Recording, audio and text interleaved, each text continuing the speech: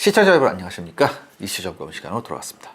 오늘은 이란 전쟁이 우리 방산 이야기네요. 네, 미국과 이스라엘이 시작한 이란과의 전쟁이 예상보다 길어지고 있죠. 제가 지난번에 말씀 올렸듯이 이란은 강력한 미국과 이스라엘 공군력에 대응, 정면 대결을 피하고 소모전을 지속하고 있습니다. 이란의 장기전 전략을 서방 전문가들은 가랑비 전략이라고 호칭하는데요. 값싼 무기 체계를 사용해서 지속적으로 이스라엘과 주변국을 공격해 방공망을 소진시키면서 호르무즈 해협을 봉쇄함으로써 경제적 타격을 가하는 형태로 저항하고 있죠.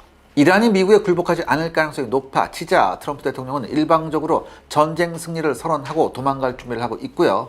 트럼프 대통령의 싼 똥은 주변 걸프국들과 한국 등의 동맹이 감당해야 할 가능성이 높아졌습니다. 그런데 불행 중 다행인지 미국이 중동 국가에 대한 안보를 제대로 보장하지 않음에 따라 전쟁이 어느 정도 잠잠해지면 이란 주변의 순위파 국가들을 중심으로 대규모 무기 발주가 시작될 가능성이 높아지고 있습니다. 심지어 이러한 사태로 인해 스위스가 우리나라에 엘셈 도입을 검토하고 있다는 소식도 들려오는데요. 현재 우리 방위사업청과 방산업체들이 발빠르게 전쟁 이후에 있을 대규모 무기 발주에 대응 중입니다. 특히 중동 수출형 K2ME, 여기서 M은 미들 이스트 즉 중동형이라는 뜻인데 이 K2ME 전차를 비롯한 다양한 수출 사업을 준비하고 있습니다. 따라서 오늘 샤르 군사연구소에서는요, 이 얘기를 해볼까 합니다.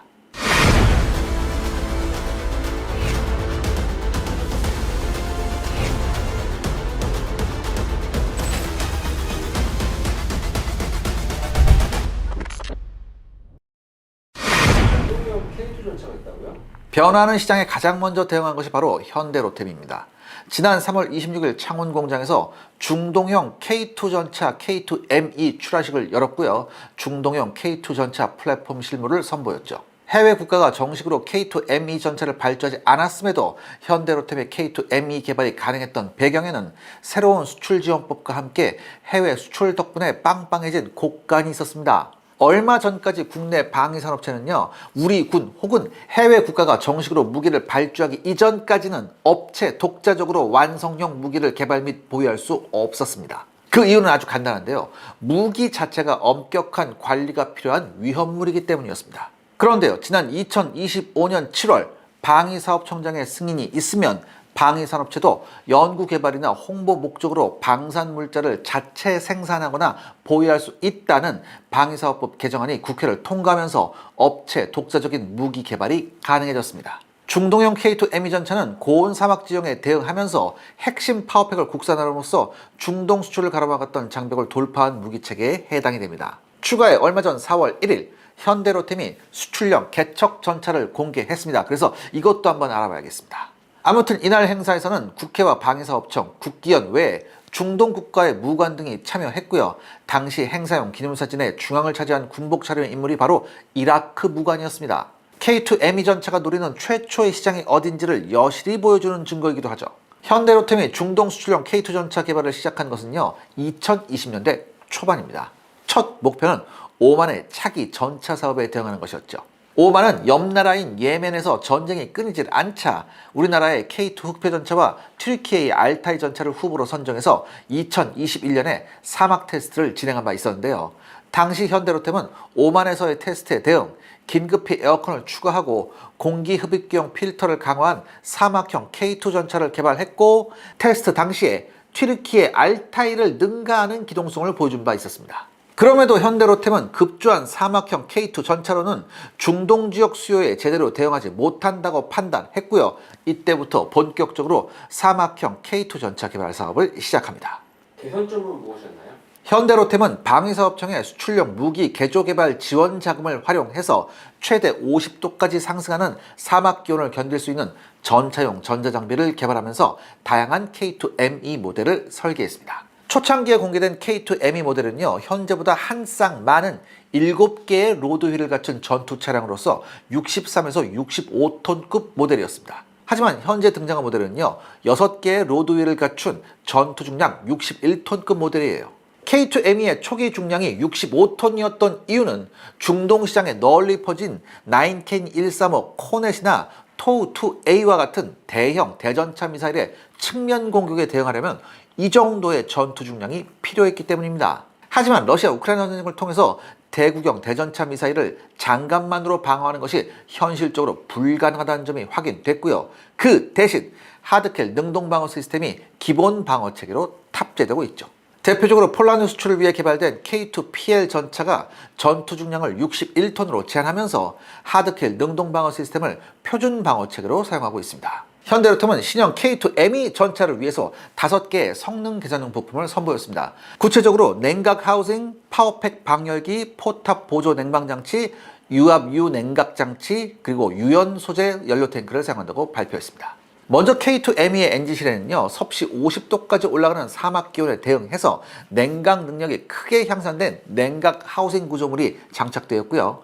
엔진을 비롯한 파워팩에 장착된 방열기의 냉각 용량도 아주 커졌습니다. K2 전차는 차체 우측 후방에 화생방 방호장치와 에어컨을 겸용하는 종합식 보호장치를 이미 장착하고 있습니다. 하지만 이것만으로는 부족했어요. 그렇기 때문에 K2M에는요, 냉각 공기를 제공하는 포탑 보조 냉방장치가 추가로 장착됐습니다. 또한 K2 전차는 전 세계 전차 중에서 최초로 ISU 6기압 현수장치를 도입한 모델인데요. 여기서 ISU 6기압 현수장치는 피스톤 안에 충진된 질소와 유압을 사용해서 전차의 포사격 및 기동 시에 발사하는 충격을 흡수할 수 있는 그런 시스템이죠. 6기압 현수장치는 현재 널리 사용 중인 토션바 현수장치와 비교하지 못할 수준의 충격 흡수 능력을 제공하면서 전차의 높낮이를 조정할 수 있고 전차의 하부 공간을 잠식하지도 않습니다. 그리고 의도하지 않은 장점도 발견됐는데요. 노르웨이 설상 지역에서 K2가 테스트될 당시에 기동으로 인해 가열된 ISU가 눈을 녹임으로써 설상 지역을 아주 효과적으로 돌파할 수 있음이 확인되었습니다. 반대로 사막 지역에서 ISU가 지나치게 가열될 경우 유압류가 노출되는 등의 문제가 발생할 수 있어요. 이게 벌어지니까 여기서 이제 기름이 새는 거죠. 누유가 되는 거죠. 그래서 현대로템은 ISU의 유압류를 냉각하는 장치를 추가했습니다. 그리고 현재 K2 전차는 나일론 소재 연료 탱크를 탑재하고 있는데요.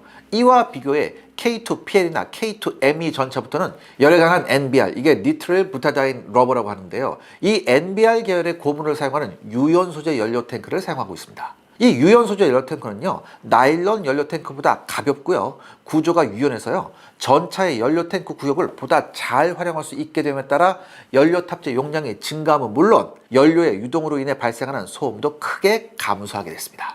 첫 번째 수출 후보는 어딘가요? 제가 아까 잠깐 말씀드렸듯이 이라크입니다. 이라크에 대한 K2 흑표전차 수출에 대한 내용은요, 밀리차지와 아미레코니션.com 등을 통해서 최초로 보도되었습니다. 현대로템 측은 민감한 정보이기에 이라크 측이 큰 관심을 보이고 있다 정도로만 홍보를 요청했는데요. 해외 언론 보도를 옮기면요, 이라크가 현대로템이 생산하는 K2 흑표전차 250대, 우리나라 또 한 9조 원 정도 해요. 이 250대를 도입하는 방안을 검토하고 있다고 합니다. 이라크가 왜 하필 K2 전차에 관심을 가지게 되었을까요? 시청자 여러분들의 구독과 좋아요는 영상 제작에 정말 큰 도움이 됩니다. 여러분들 부탁드리겠습니다. 구독과 좋아요.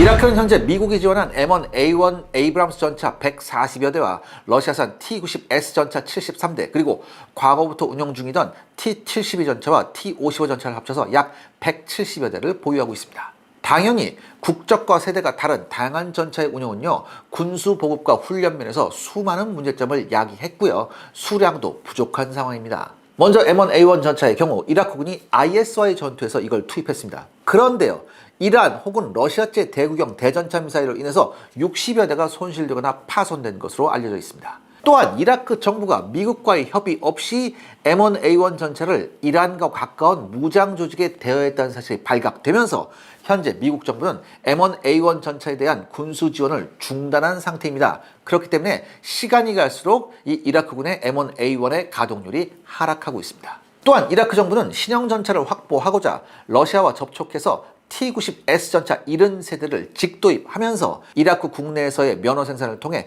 총 800대를 도입하려 했습니다. 하지만 러시아 우크라이나 전쟁이 발발하면서 발목을 잡히게 됐죠.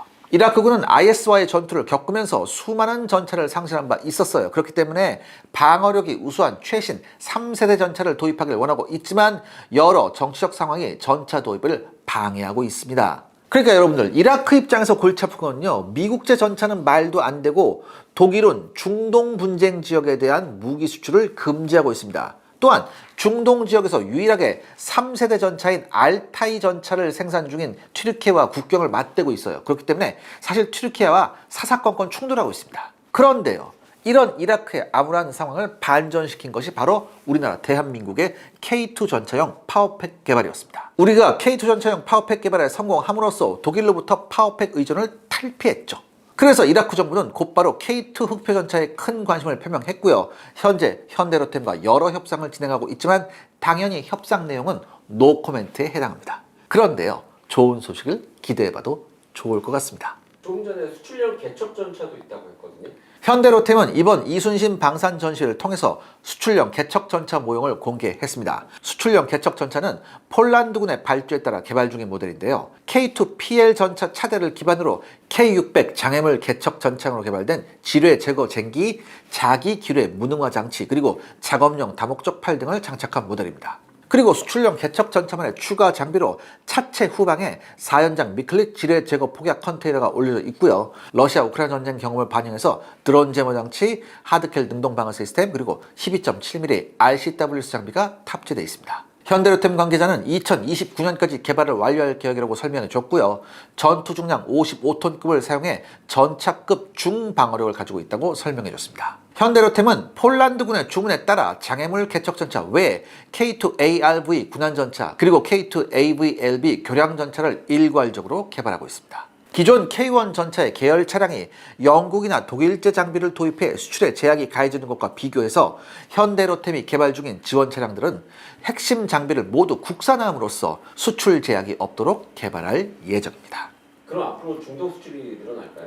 현대로템은 K2ME 전차를 개발하면서 핵심 계열 차량 모두를 개발하고 있으므로 향후 중동 지역에 대한 대량 수출도 기대되고 있다고 합니다. K2ME형은 이라크가 큰 관심을 표명했다고 제가 말씀드렸는데요. 그런데 예멘 내전을 겪으면서 많은 르클레어 전차를 상실한 UAE 그리고 노후화된 M60A1 전차를 교체해야 하는 사우디가 역시 큰 관심을 표명하고 있습니다.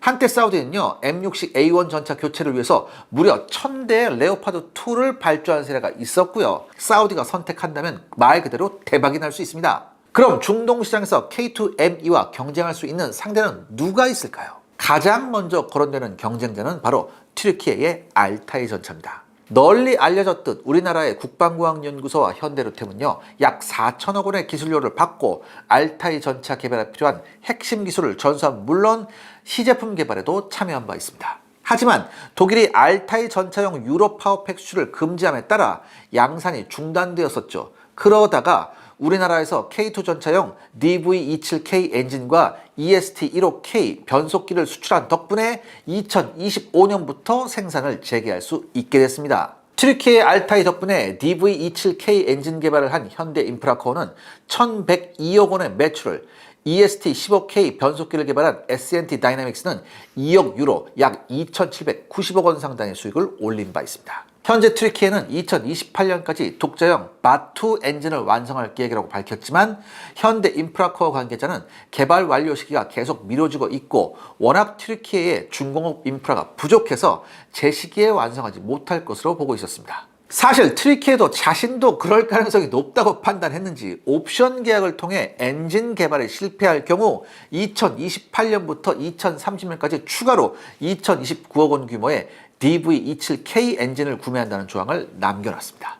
우리나라는 알타이 전차 개발에 필요한 핵심 기술 대부분을 전수했지만 튀르키예는 핵심 기술 국산화에 대부분 실패했고요.